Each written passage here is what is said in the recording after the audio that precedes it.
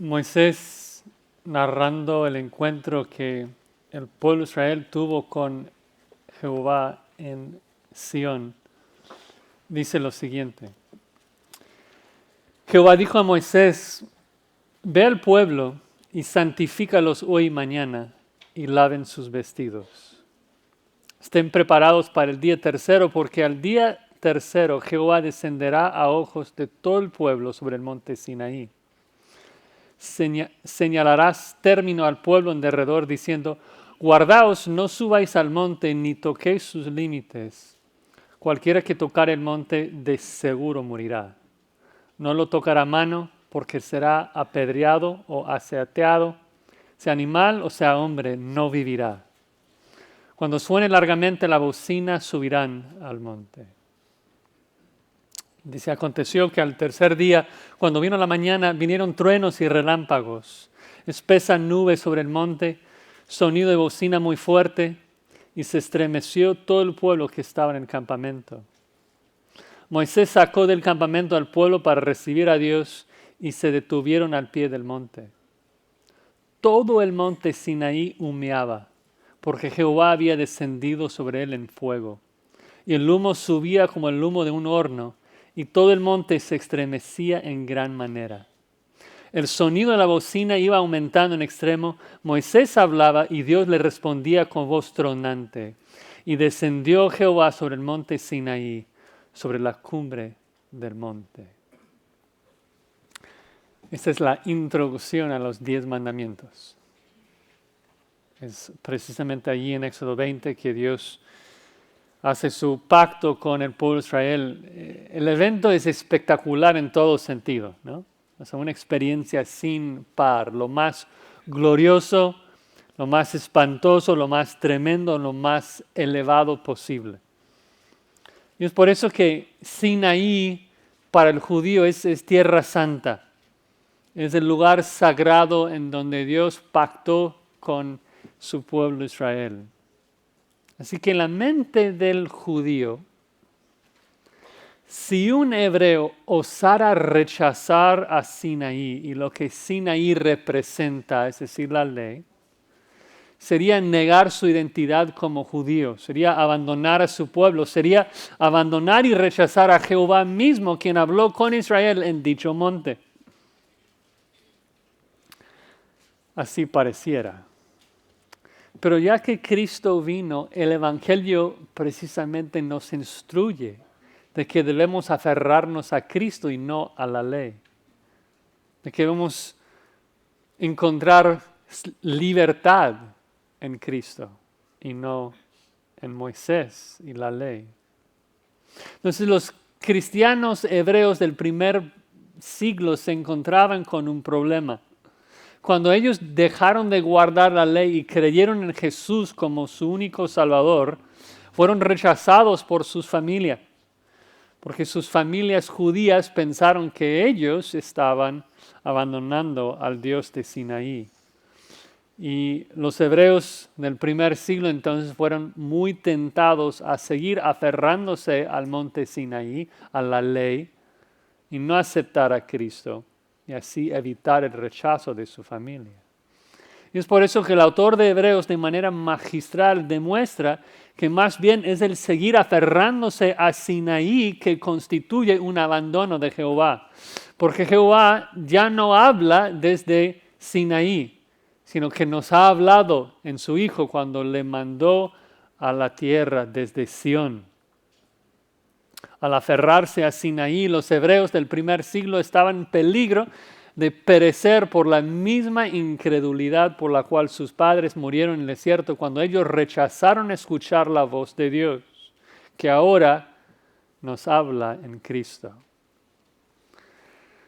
Y sus Josías, esto suena interesante, hablar de judíos y hebreos, de Sinaí, de Sión, pero yo soy gentil. ¿Qué tiene que ver eso conmigo?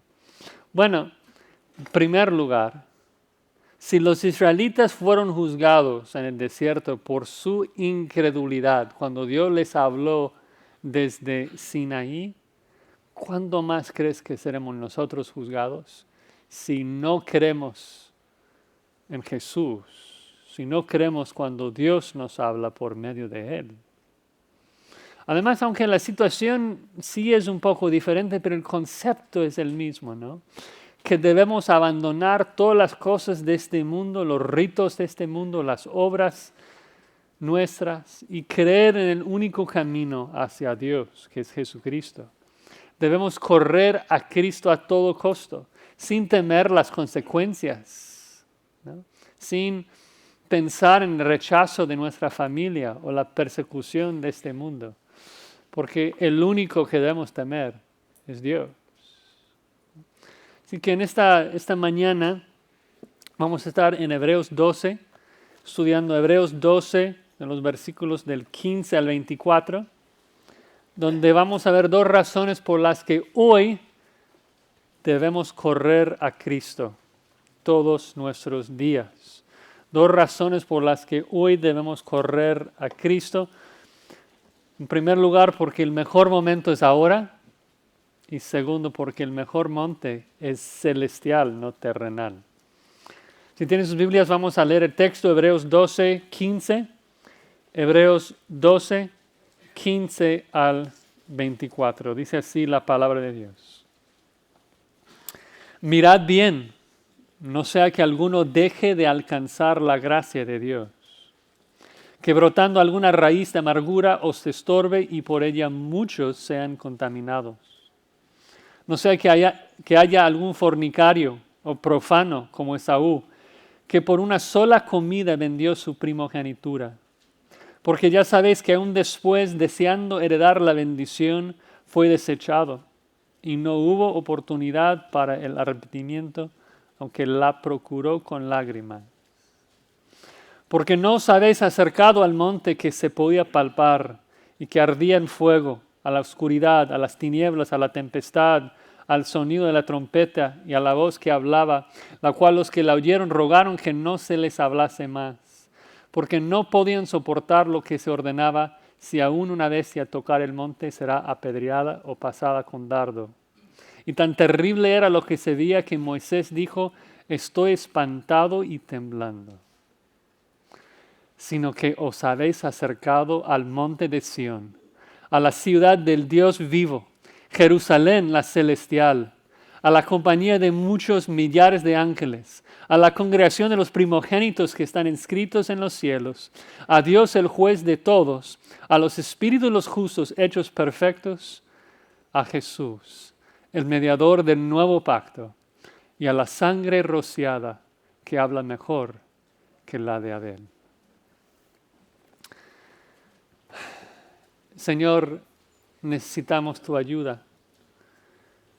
Así que te suplicamos, Señor, que tu Espíritu Santo ilumine nuestras mentes. Queremos entender tu palabra.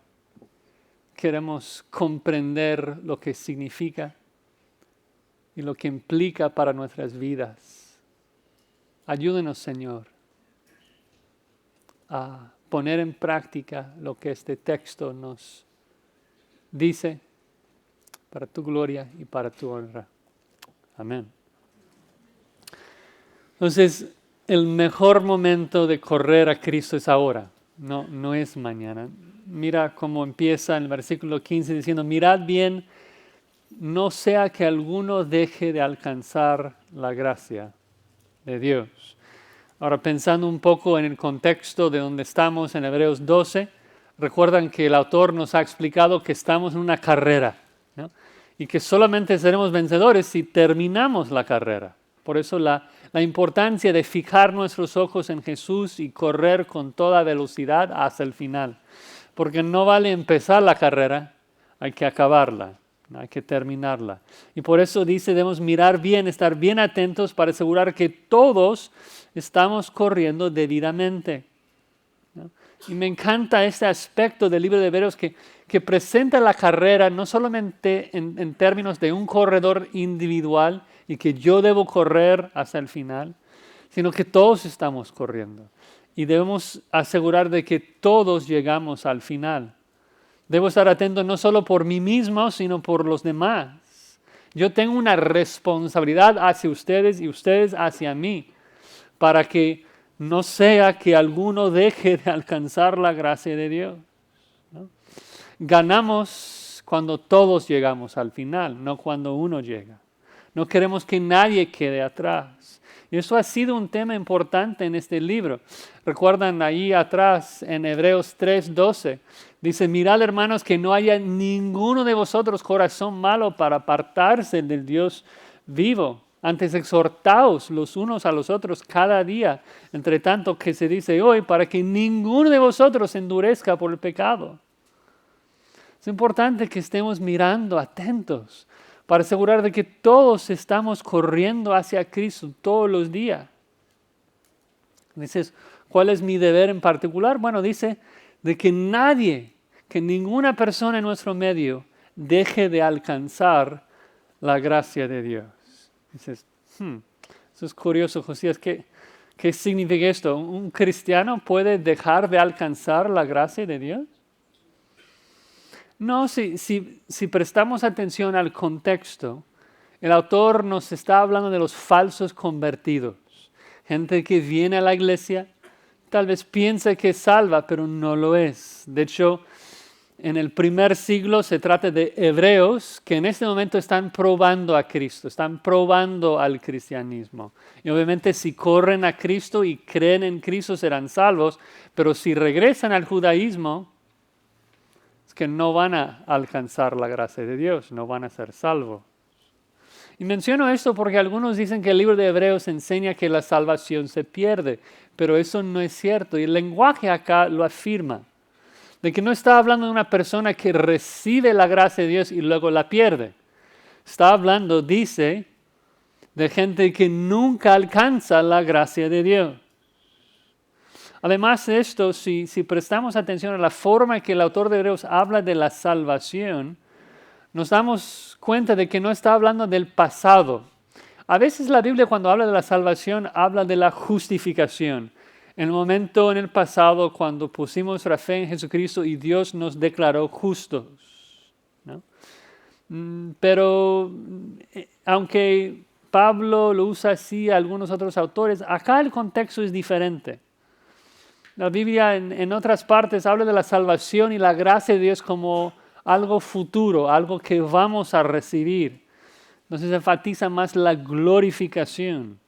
Y ese es el contexto de Hebreos, en particular el capítulo 11. Recuerdan de que en el capítulo 11 nos habló de los héroes de la fe. Y lo que marcó a cada uno de ellos es de que no recibieron lo prometido. Ellos murieron sin haber recibido la gracia de la glorificación. De hecho, todavía siguen esperando. El versículo 40 dice que ellos no han sido glorificados todavía para que no fuesen perfeccionados aparte de nosotros. Es decir, de que esa gracia de recibir lo que Dios prometió, de reinar con Cristo eternamente, con nuevos cuerpos en una nueva tierra, nadie ha recibido eso todavía. Estamos corriendo, esperando un día recibir eso.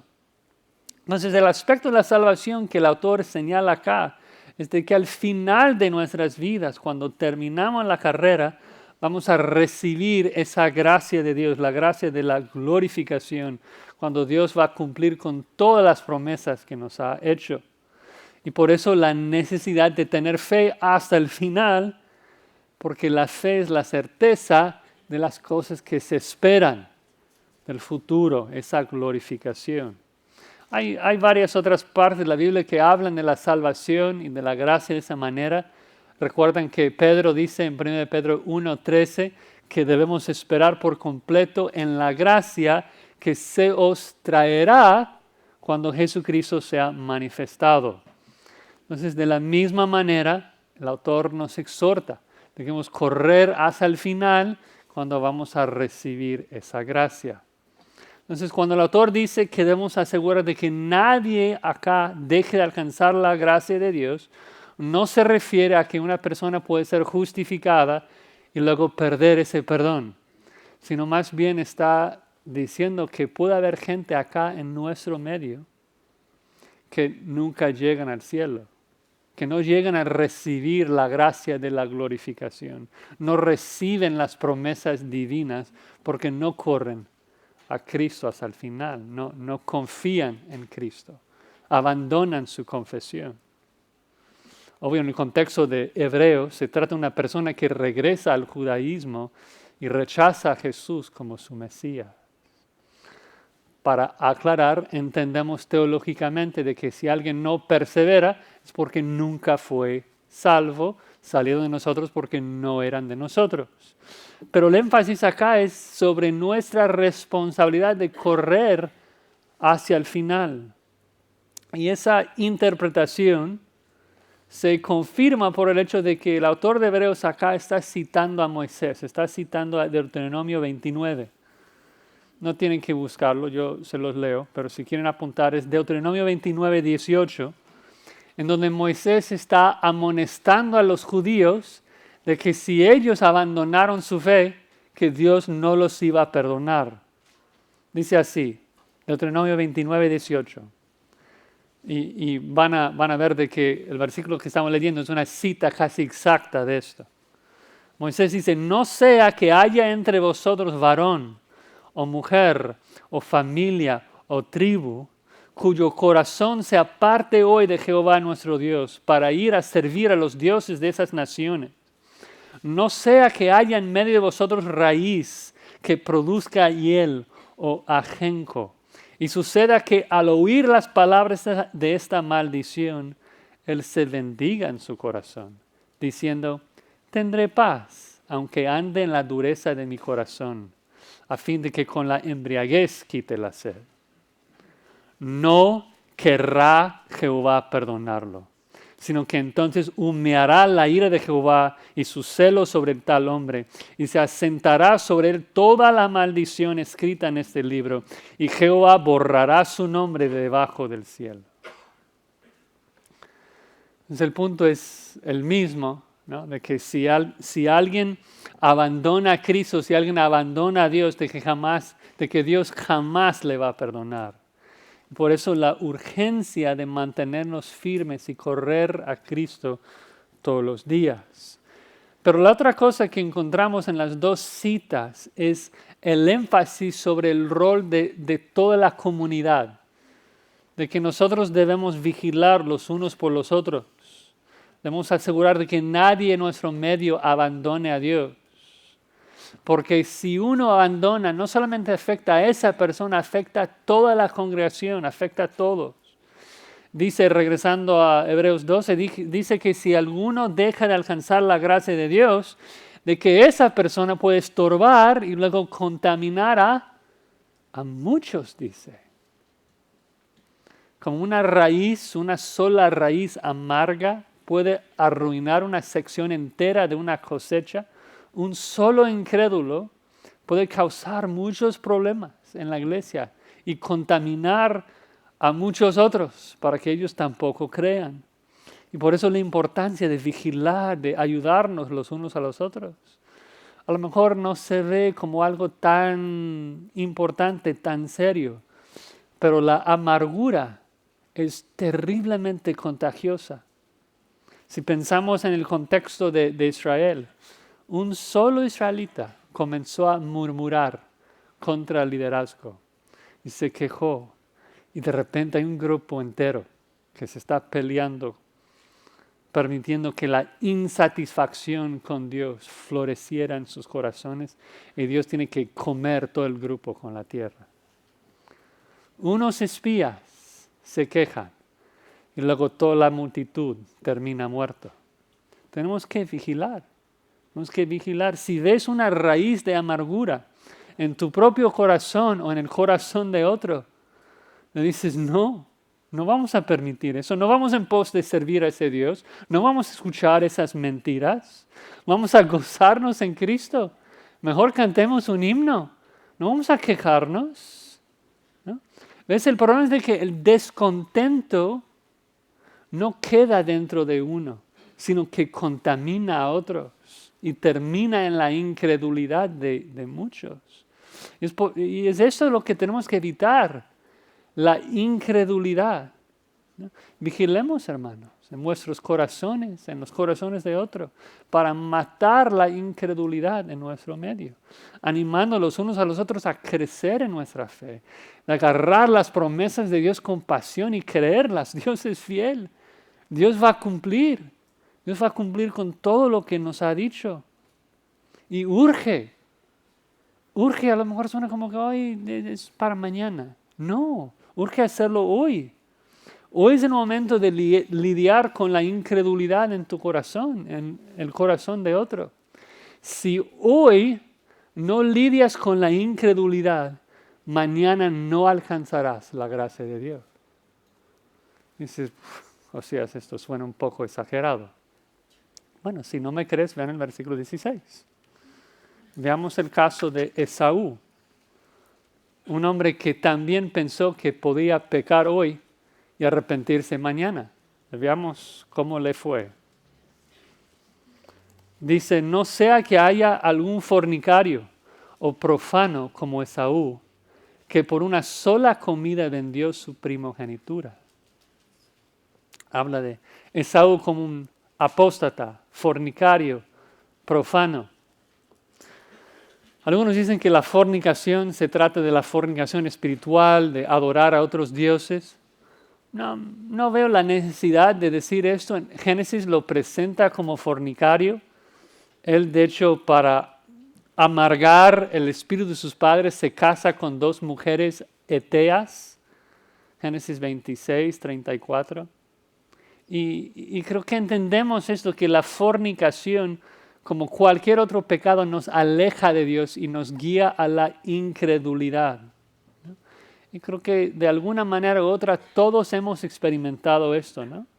De que tú cuando andas en los caminos de Dios y estás acá en la iglesia, estás orando, estás meditando en la palabra de Dios y estás cantando himnos, pues las promesas que Dios nos hace en la Escritura se hacen tan vívidas, ¿no? Tan reales, ¿no? Que por fe casi puedes tocar la nueva Jerusalén. Y casi, como que sientes su sabor. Es tan real. Pero luego codicias el marido de tu hermana. Luego caes en fornicación. Y ese pecado hace crecer la incredulidad. Impide el crecimiento de tu fe. Y el pecado te hace dudar de la bondad de Dios, ¿no? Además dice que Saúl era profano, que no le importaba lo sagrado, lo santo. Lo sabemos porque vendió su primogenitura para llenar su barriga, una sola comida, dice. Piensen en esto. Esaú está en el linaje del Mesías prometido, el primogénito por el cual debía llegar el Mesías, y a él no le importa eso. Prefiere comer. No entiende lo espiritual, no entiende lo eterno. Solamente piensa en lo terrenal y lo temporal. Es un hombre mundano en todo sentido, preocupado por las cosas de este mundo y no las cosas de Dios. Y por eso es una perfecta ilustración de Sinaí y del judaísmo, que es terrenal y temporal, en contraste a Jesús y Sión, que es eterno y es espiritual. Y pensando en eso, lo profano y cómo eso también nos guía hacia la incredulidad. ¿No ves lo mismo en tu vida? De cuando no aprecias lo espiritual, cuando no vienes a la iglesia, cuando no valoras las cosas de Dios, sino que andas en las preocupaciones de este mundo, ¿qué pasa? Crece la incredulidad en tu corazón, las raíces amargas florecen. Las promesas de Dios ya no se ven tan reales. No seamos como Esaú, no seamos así. Aunque pienses, bueno, es un momento y mañana me arrepiento. Pero dice el versículo 17, ya sabéis que aún después, deseando heredar la bendición, fue desechado y no hubo oportunidad para arrepentimiento, aunque la procuró con lágrimas. Es una horrenda verdad acá, una terrible verdad acá. Dice en primer lugar, versículo 16, que Esaú vendió su primogenitura, ¿sí? Como si no fuese nada. Pero seguro pensó esto. Bueno, la primogenitura, eso se trata de las posesiones de mi padre. Ya tengo mi ganado, ya tengo mis ovejas, no importa, yo voy a comer a gusto. Y luego después voy a recibir la bendición de mi padre. Y eso es lo que importa. Mañana seré bendecido. Hoy voy a vender mi primogenitura, pero mañana seré bendecido. Pero mañana es el día de Satanás, ¿no? Satanás está contento con toda tu piedad, todas tus promesas, siempre y cuando lo hagas mañana y no hoy. ¿Sí? El problema es de que no somos soberanos, hermanos. No controlamos el futuro, no sabemos lo que va a pasar mañana. Es lo mismo que pasó a Esaú, que Esaú pensó que iba a ser bendecido después, pero luego ¿qué pasa? Jacob miente. Jacob engaña a Isaac. Isaac bendice a Jacob en vez de Esaú. Y ya no pudo bendecir a Esaú. En ninguna manera fue totalmente desechado. Esaú, en el momento de vender su primogenitura, pensó que no era gran cosa. Pero resultó en una catástrofe completa. Y Esaú lo lamenta mucho, hubo mucho remordimiento. Siente re feo, siente tan mal que llora con lágrimas a su padre. Padre, bendíceme también a mí. Pero no pudo rectificar la situación, no hubo manera de cambiarlo. Fue desechado. Ya fue demasiado tarde. Y por eso debemos correr a Cristo hoy, debemos perseverar hoy, porque no sabes el futuro, no sabes lo que va a pasar mañana. Dices, voy a pecar hoy, mañana me arrepiento. Jesucristo te dice, necio, esta misma noche Dios te reclama el alma. No tienes la vida comprada, no puedes arrepentirte mañana. Hoy Dios promete de que si corremos a Cristo, Él nos recibe. Mañana no sabemos lo que va a pasar. Pero también quisiera aclarar un punto teológico acá. El texto no está afirmando de que si Dios en su gracia te permite arrepentir mañana, de que mañana Dios no te va a aceptar. Dios es siempre misericordioso. Dios es grande en su gracia. Si uno se arrepiente, pide perdón en el nombre de Cristo, Dios siempre le perdona. Algunos leen este pasaje y piensan de que lo que está pasando es de que Esaú quiso arrepentirse y Dios no le permite. Pero esto no es lo que dice. No dice esto. Observen bien el versículo. No dice que Esaú quiso el arrepentimiento y lo procuró con lágrimas, sino que dice de que Esaú quiso la bendición y la procuró con lágrimas, pero no pudo recibir la bendición porque no hubo manera de cambiar la situación, no hubo lugar para arrepentimiento. Es tan importante porque el autor de Hebreos lo ha estado enfatizando. Dios en su gran bondad, en su misericordia, siempre nos recibe si nos arrepentimos. Si hoy te arrepientes, Dios te perdona hoy. Sin embargo, si no te arrepientes hoy y dices, mañana lo hago, mañana, aunque Dios será igual de misericordioso, tu corazón puede ser tan duro de que no podrás.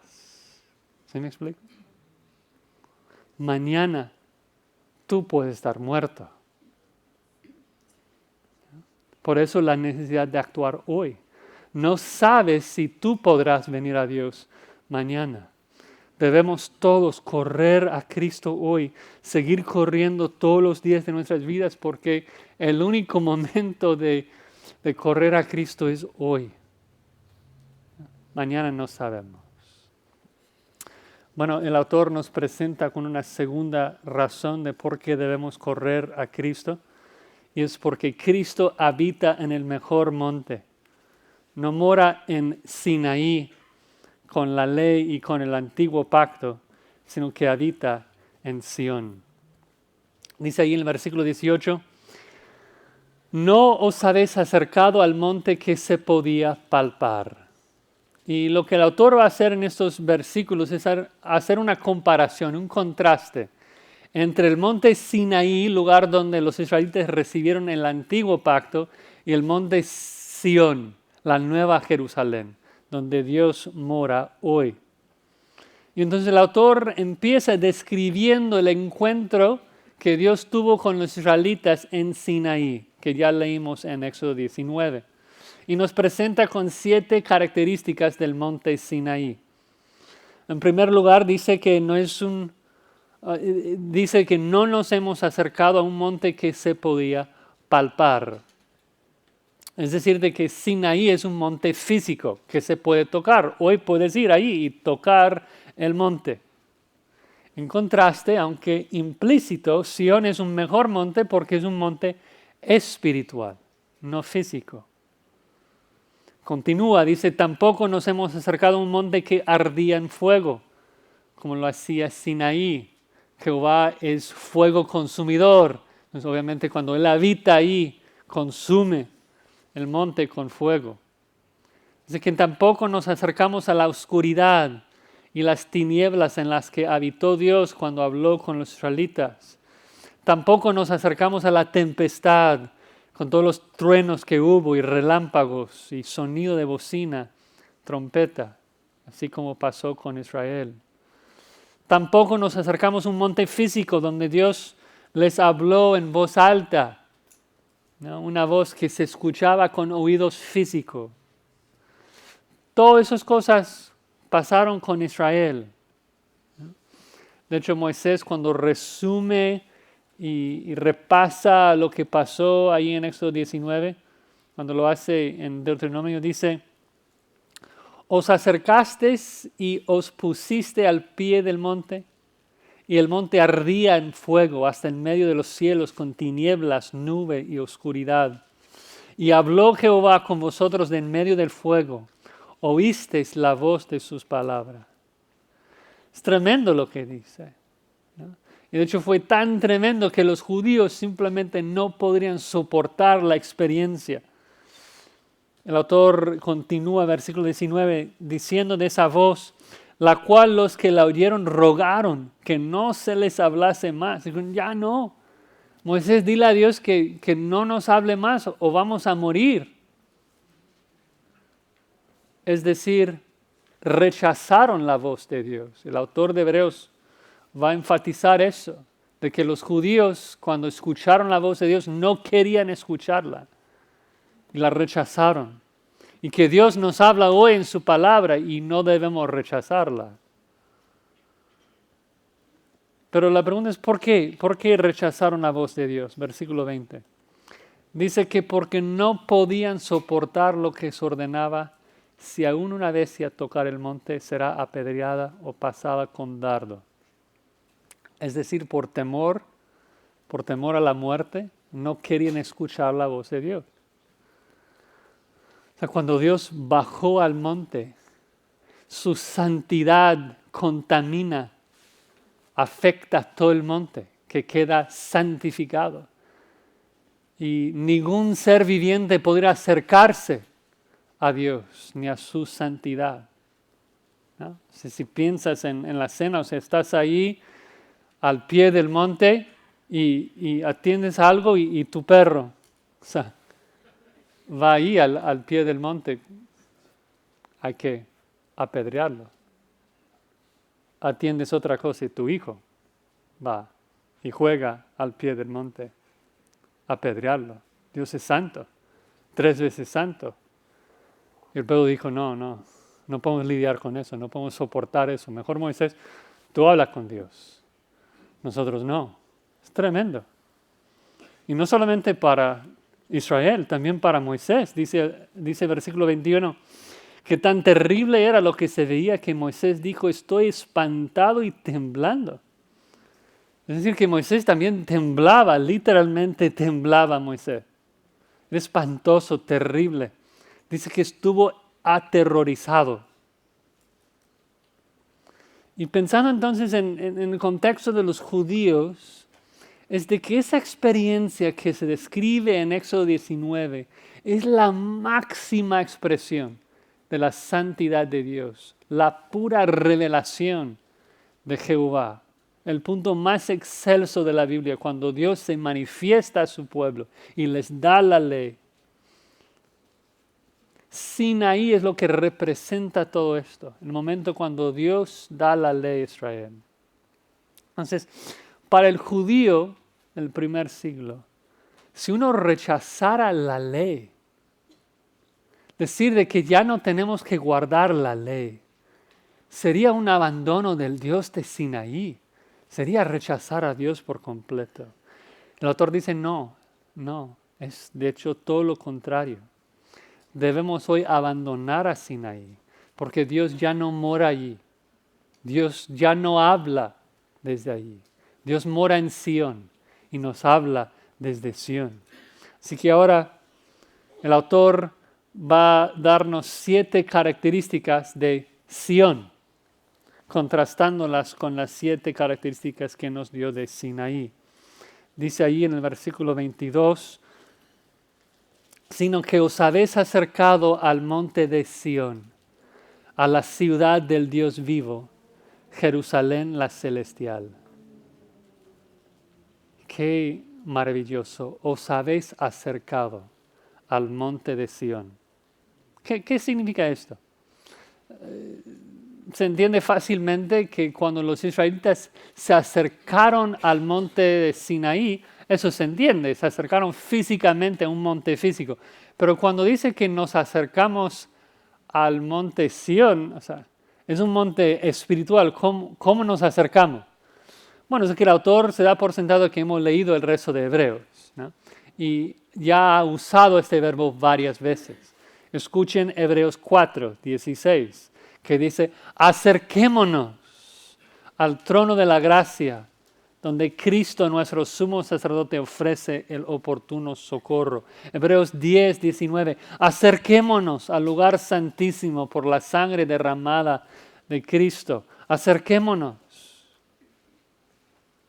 Así que el autor ya nos ha explicado que nos acercamos al lugar donde Dios vive por medio de la fe en el sacrificio de Jesucristo. Si queremos acercarnos a la ciudad donde Dios vive, hay una sola manera de acercarnos al lugar santísimo, una sola manera, un solo camino de acercarnos a la santidad de Dios. Debemos acercarnos por el camino nuevo y vivo que Cristo abrió por medio de su sacrificio en la cruz. Hebreos ha sido claro en cuanto a eso desde sus primeros versículos. Solamente por Cristo uno se acerca a Dios. Y por eso Sión es mejor que Sinaí, porque Dios es espíritu y no mora en Sinaí, sino que mora en Sión. ¿No? Aunque Dios descendió por unos momentos a Sinaí, pero mora eternamente en Sión. Acerquémonos pues allí, a la nueva Jerusalén, una ciudad que pronto descenderá del cielo. Además, si pensamos en el contexto, pues estos cristianos hebreos estaban siendo acusados por los judíos de abandonar al Dios de Israel. Se decía que al aceptar al Mesías, los hebreos estaban abandonando a Dios. Pero el autor muestra todo lo contrario. Dice, no, es únicamente por Cristo que verdaderamente nos acercamos a la presencia de Dios. Ustedes que están aferrados a Sinaí son los que están abandonando a Dios. Porque Dios, ¿dónde mora? Bueno, todo judío podría cantar, cantad a Jehová que habita en Sión. Además, algo curioso es de que si pensamos un poco en el contexto y la fecha cuando este libro se escribió, él no solamente habla de Dios en Sión y la ciudad de Dios, sino que menciona la Jerusalén celestial. La Jerusalén celestial en contraste a la Jerusalén física, terrenal. Y es posible por la fecha del escrito de la carta que los romanos ya estaban en camino a destruir a Jerusalén, ¿no? Los judíos se estaban aferrando a Jerusalén, aferrándose a su templo, aferrándose a todo lo que Sinaí representaba con el Antiguo Testamento y la ley, y estaban peleando contra Roma. Y los judíos iban a morir tratando de proteger una ciudad física. El autor de Hebreos constantemente exhorta a los hebreos y dice, Hebreos 13, 14, no tenemos aquí ciudad permanente. Palabras muy significativas para gente que estaba viviendo en Jerusalén. Aquí no tenemos ciudad permanente. Hay que abandonar a Jerusalén, abandonar al antiguo pacto, abandonar a Sinaí y abrazar a Cristo y el nuevo pacto. Además, pasando a la segunda característica,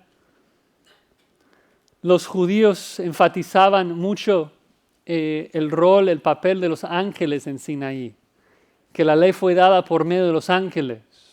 Entonces pareciera que abrazar a Cristo como el único mediador sería un rechazo de los ángeles. Pero no, el autor dice, cuando nos acercamos a Sion, nos acercamos a la compañía de muchos millares de ángeles. ¿No? Sí, ángeles estuvieron presentes en Sinaí cuando Dios dio la ley, pero ¿dónde viven los ángeles? En Sion. En Sion. También versículo 23 habla de la congregación. Seguro los judíos acusaban a los cristianos por rechazar la congregación de los judíos. Pero el autor afirma, los verdaderos primogénitos, los verdaderos creyentes, la congregación, el remanente, los justos, pues se ubican en la nueva Jerusalén, no la vieja.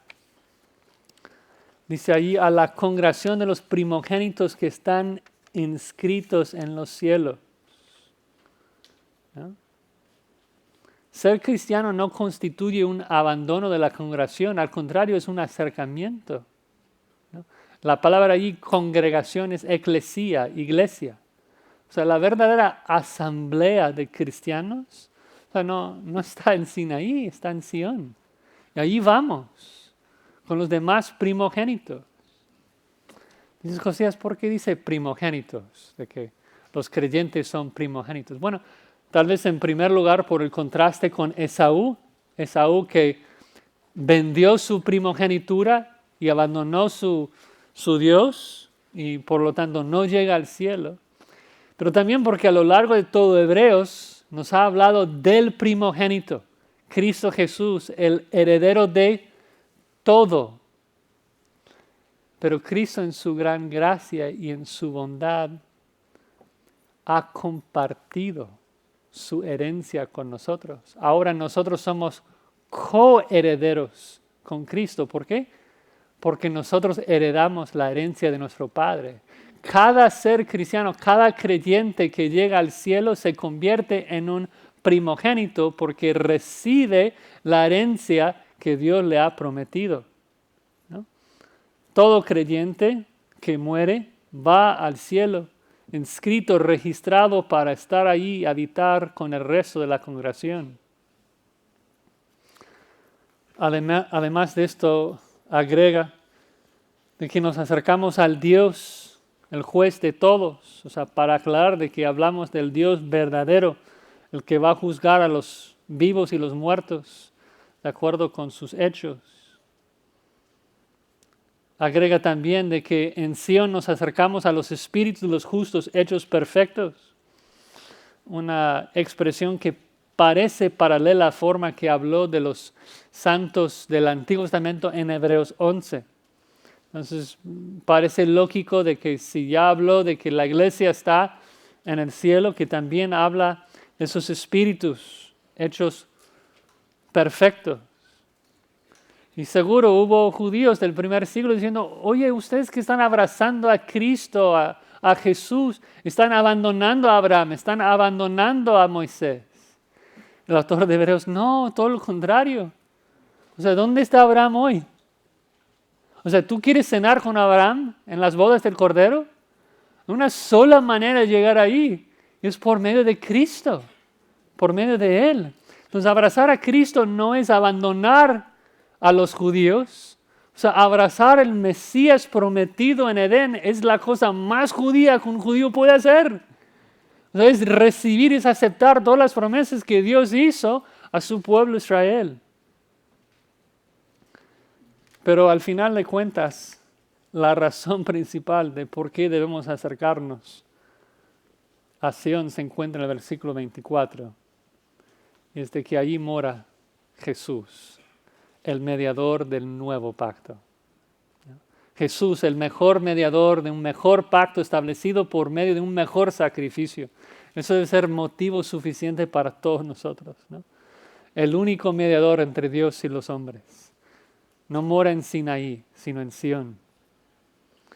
Y este nuevo pacto debía ser el anhelo de cada hebreo, cada judío.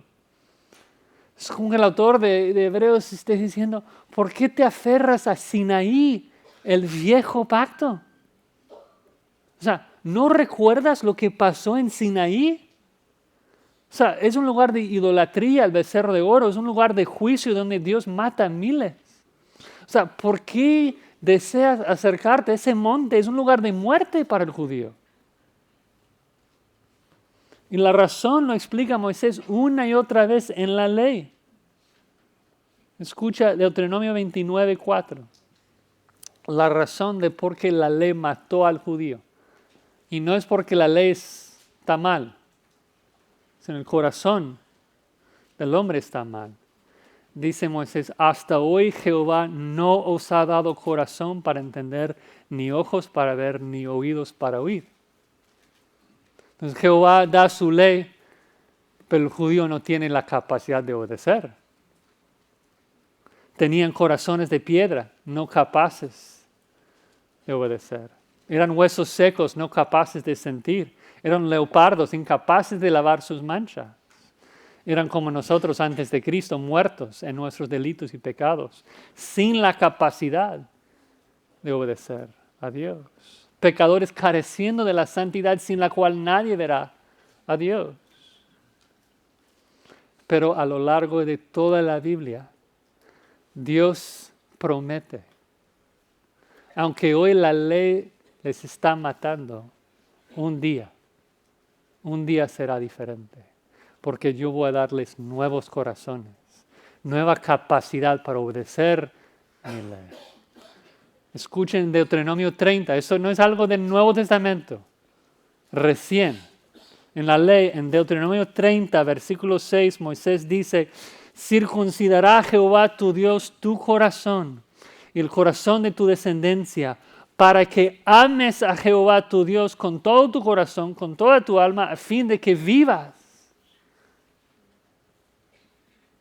En la ley, en el antiguo pacto, Dios dijo, ustedes obedezcan cada una de mis leyes y pueden vivir. No eran capaces, murieron.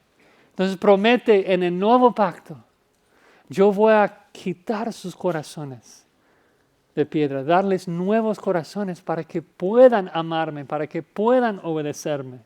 Una promesa que se repite una y otra vez en el Antiguo Testamento. Jeremías dice, daré mi ley en su mente, la escribiré en su corazón.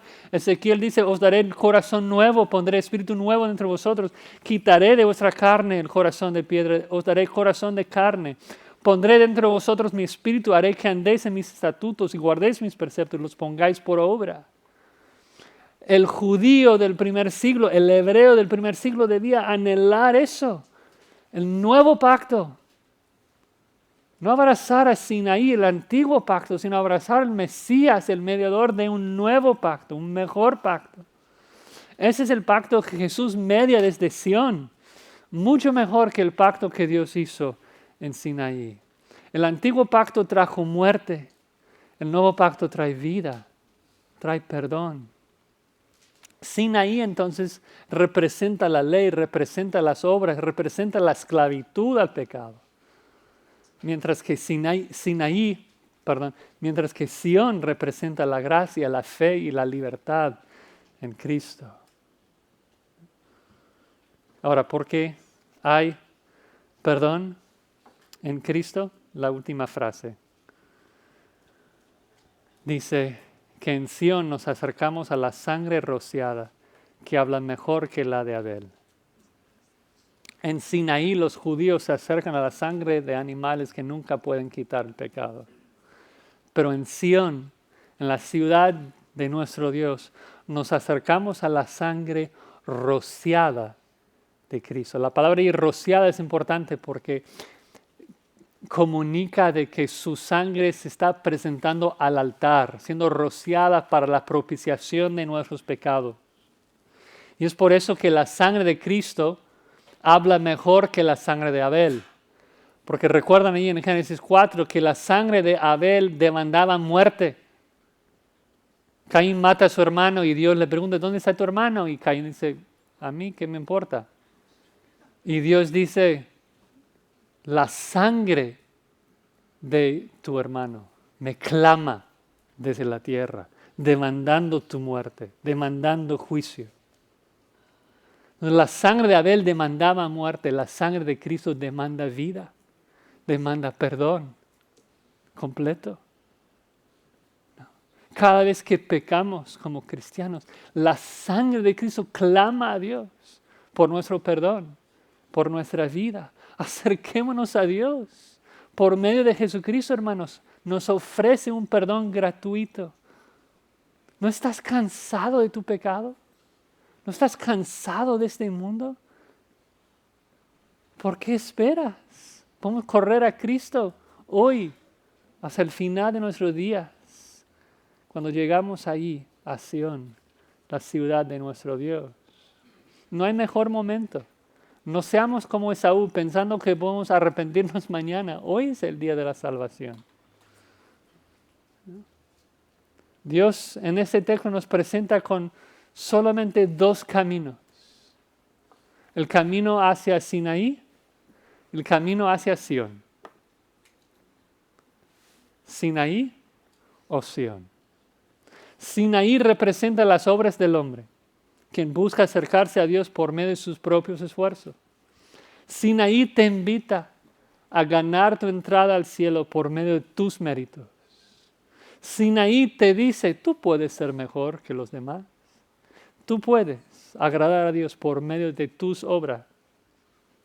Sinaí te mata, porque jamás vas a poder agradar a Dios por medio de tus obras. Pero Sión te invita a agradar a Dios por medio de la fe.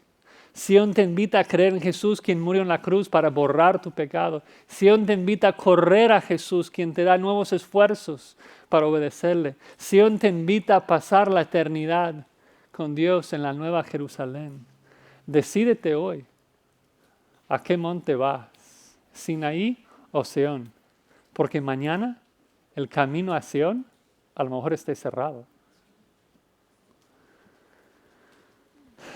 Señor, te damos gracias por esa advertencia que necesitamos escucharla. Denos oídos para prestar atención a tu voz y correr hacia Cristo todos los días de nuestra vida hasta que lleguemos a tu presencia a recibir la herencia que nos has prometido. Ayúdanos, Señor, a ser atentos y vigilar, no solamente en nuestros propios corazones, sino en los demás. Porque queremos llegar todos juntos a tu ciudad, a agradecerte y glorificarte por la gran obra de salvación que has obrado en Cristo Jesús. En su nombre oramos. Amén.